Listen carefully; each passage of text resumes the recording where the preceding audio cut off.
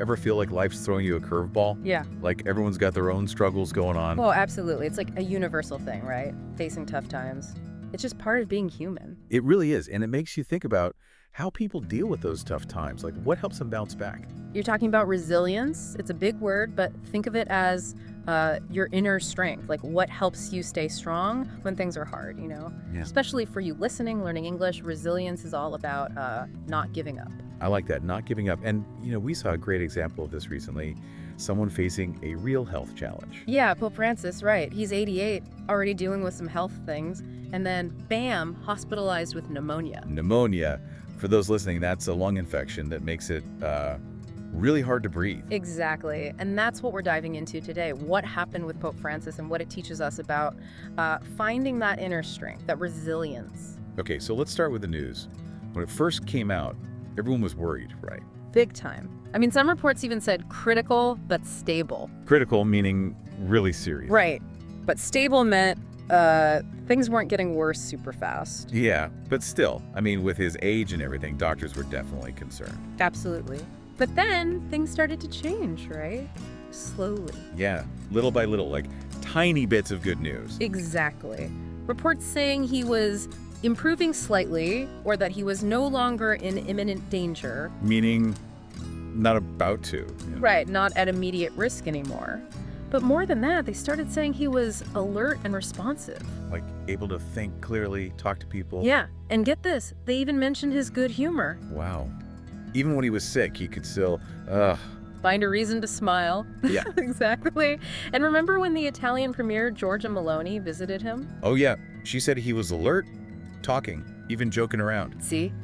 That's what I'm talking about, that unwavering spirit. Unwavering. So like not giving up, even when it's tough. Exactly. Like imagine a strong ship in a storm. It's getting tossed around, but it doesn't sink. So resilience isn't about avoiding the storms. It's about weathering them. You got it.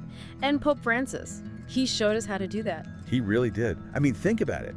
Staying positive even when you're sick. Yeah. That takes mental strength. For sure. It's that fighting spirit. Like, I'm not giving up. I'm going to get through this. And even those small improvements, plus that attitude, seemed to help him recover. They really did. And, this whole resilience thing, it's not just for famous people or big situations. No, not at all. Everyone faces challenges every day. Think about learning a new language. It's hard. You make mistakes, but you keep practicing. That's resilience. Or like a student who messes up on a test, but they learn from it. Try again. Exactly. Even small stuff, everyday hurdles, you need resilience. So how do we get better at this? How do we build that inner strength?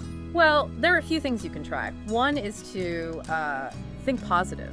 Like, even when things are bad, try to see the good. Like if you have a problem at work, maybe you learn something from it. Right. Another thing is to talk to people who support you.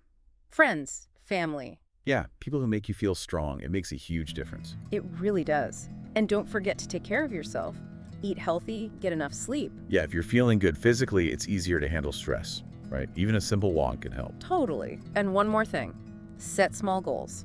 So instead of being overwhelmed by a big project, break it down into smaller steps. Right. Like today, I'll just finish this one part. Then you feel good about achieving something. I like that. So with Pope Francis, the takeaway is, even when things are really hard, you can find strength. And staying positive can make a big difference. Absolutely. Small steps and a strong spirit can help you overcome anything. So before we finish, I want you to think about this. Remember a time when something was difficult for you. What's one small way you could have been a little stronger?